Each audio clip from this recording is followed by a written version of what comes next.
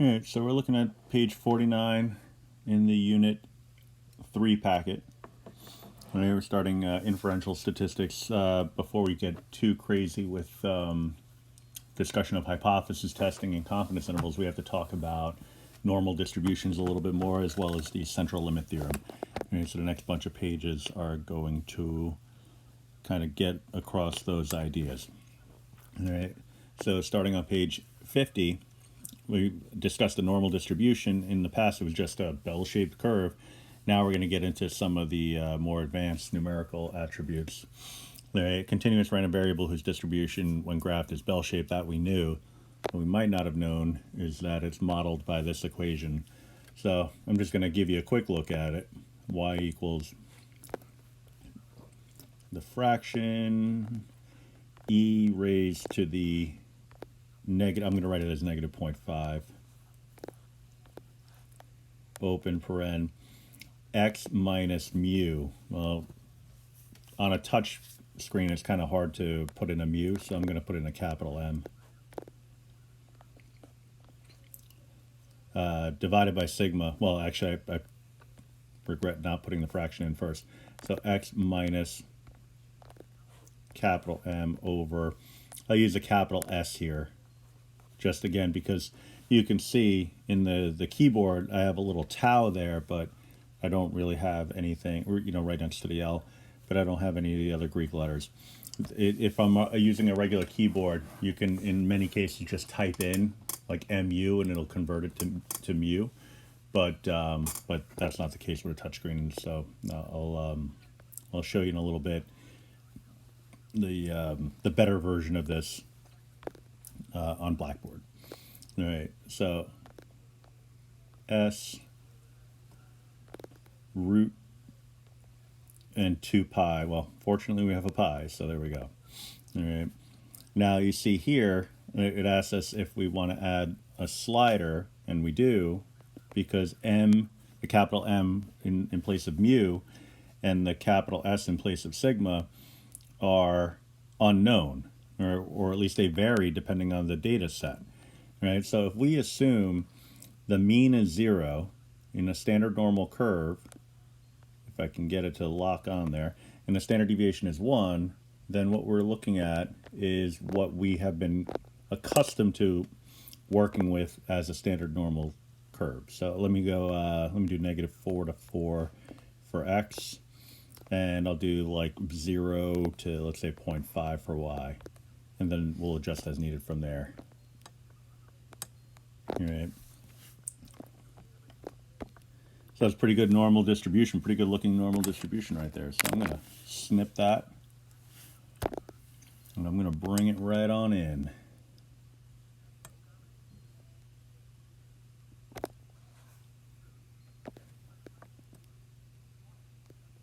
We don't really need these values, so just the 0 is fine. Do a quick copy. Done. Don't need to save it. And I'll just put it right on in there. All right, as you've probably come to expect at this point, this is just because I can't physically draw it, because I'm terrible at drawing. All right, so we're familiar with this graph in the sense that if we go out 1, 2, 3 standard deviations, 1, 2, 3 in each direction, that corresponds to certain areas. So let's say area in between these two values. That would be about 68%. All right, within these two values. Oop, that looks pretty bad. About 95%. And within these two values, we're looking at about 99.7%, really 99.74%, but we're already rounding it enough, I'd say. If we're already approximating it,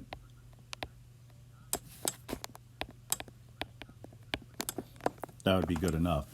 All right. And so that would be the standard normal distribution. All right. This is a case where the mean is equal to 0 and the standard deviation is equal to 1. All right, but as you can see, just based off me moving the slider, I can manipulate the center just by adjusting what the mean of the overall data set is, but I can also change the shape of the distribution based off of whatever the standard deviation is. The more spread out the graph looks, the larger the standard deviation is. All right. When you start getting into negatives, that ends up being a reflection over the x-axis, but we wouldn't really be focused on that kind of thing, because to have a negative spread based off of the computations associated with standard deviation is not something that's possible. All right. So, but Desmos doesn't know any better. So what you can do is you can just minimize your standard deviation so that it never goes below 0.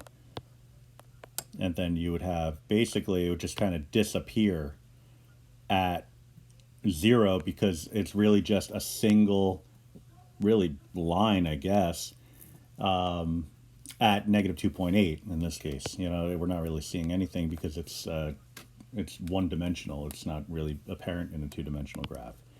All right, but as we get larger and larger, it gets wider and wider.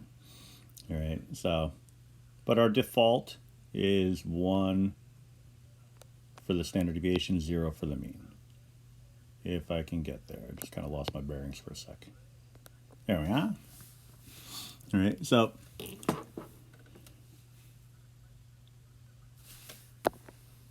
the empirical rule is something that we're familiar with, something that we've worked with plenty of times before.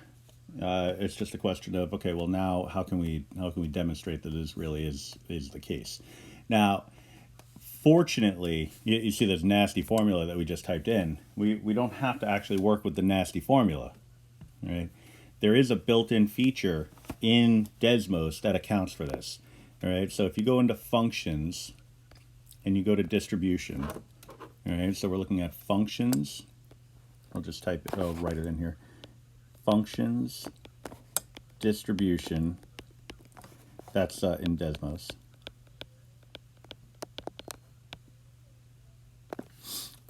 You see that there's an option for normal dist.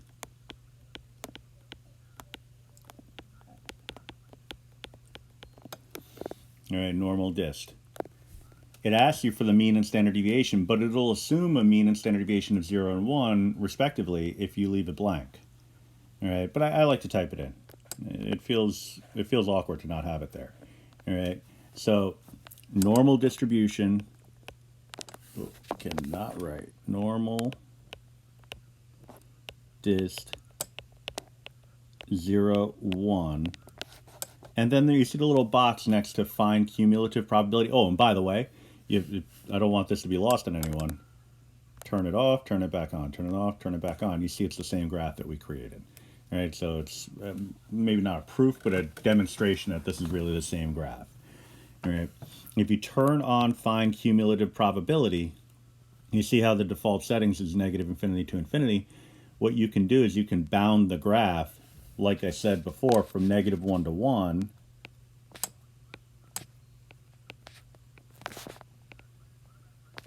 That negative 1 to 1 should be approximately 68% of the graph.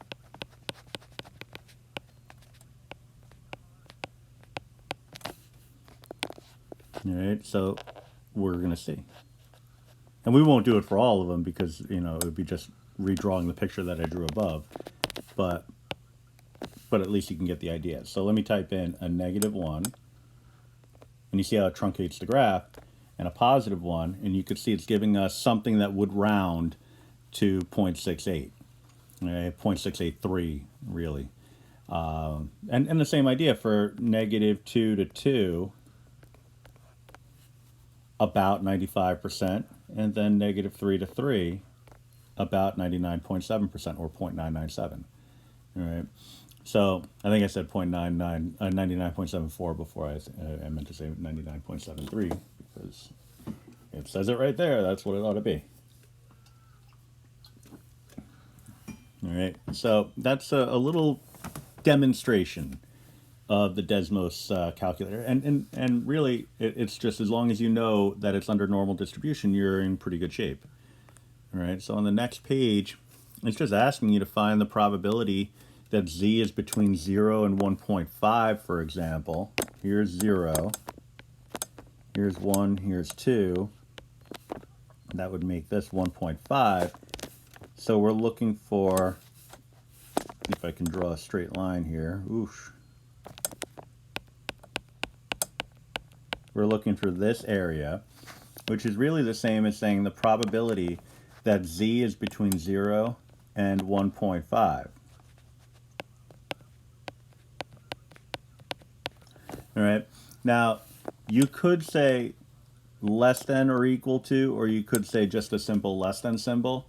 It doesn't make a difference because we assume when we're dealing with normal distributions that the point itself doesn't have any width. Right? So, and it's really not an assumption, that's just the way it works. So it really is in either instance the area in between 0 and 1.5. So the infinitesimal little value that's bigger than 0 is the first value that's accounted for. Whether or not we include the endpoint, it doesn't make a difference. All right, so all I'd have to do here is replace the min with a 0 and the max with a 1.5, and you get about 0.433. All right, we go to 3 significant digits. All right, if you want to get cute with this, what you could do is add little sliders for A and B. For me, it's not a matter of being cute. It's more a matter of I have fat fingers. And so it's easier for me to work the sliders than it is for me to actually type it into that little field there. So I'll show you with this one. Greater than -3. So here's -1, -2, -3. So that's this. Greater than would be everything to the right. So all of this. So I'm expecting something pretty close to 1. All right. So probability, that looks a little off. The probability that I'm looking for is that z is greater than -3, which is going to be approximately, well, it'll be approximately whatever Desmos says, -3 on the low bound. Now on the high bound, I could put an infinity, because really, I mean, there's no limit to how far you could go. But you'll see, after a certain while, as I'm scrolling, the decimal stops changing. You see, there's fluctuation. If you look at the bottom of the screen, there's lots and lots of fluctuation as I move to the right early on. But after I get around 8 or so, it stops changing, which means that it's converged on what the true probability is, which would be about 0.997 if we're rounding to 3 significant. All right. If you get to the end of the slider before the fluctuations stop, then what you can do is increase the upper bound of the slider. Maybe instead of making it 10, make it 20. So you get a little bit more slider space to work with. You can go even further.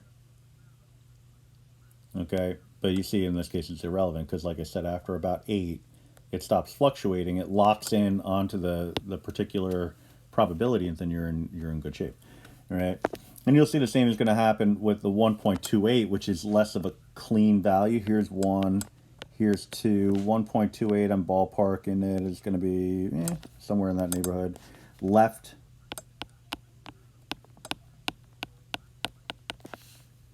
All right, so we're looking for probability that z is less than 1.28. So in my slider approach, I'd want to have the high point be 1.28, and then you see it's not going to go to the nearest tenth. So what I'll do is I'll tap on the B, because that's my upper bound, and type in 1.28. My lower bound is the one that's going to fluctuate. All right, so you could see on the graph above, it's kind of consistent with my hand-drawn one. Just tapped on something I didn't want to. Now, as I slide to the left, you see that the decimals stop, or they're slowing down in their rate of fluctuation, but after I get to about, again, -8, they stop fluctuating, and it's converged onto the appropriate value. Now, if I go 3 significant, it's going to force me to go to the nearest tenth, and that's fine. So we're looking at about 0.900. You could say, if you want to go to 4 significant, 0.8997.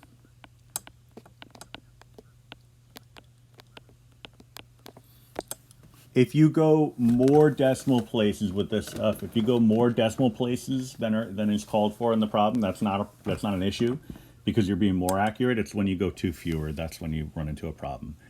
All right, to the right of 1, all right, so here's 1.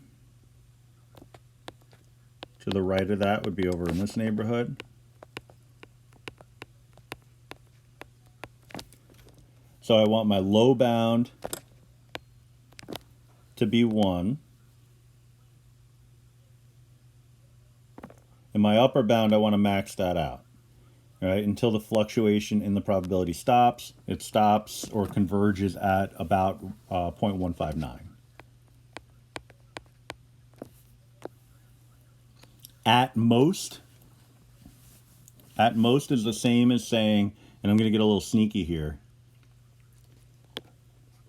At most is the same as saying less than. It's also the same as saying less than or equal, but we talked about it before. When it comes to this stuff, because there's no width at the 1.28, we're actually talking about the same computation. We'll learn different ways to account for that as we go forward, contextually, but it ends up being the same thing.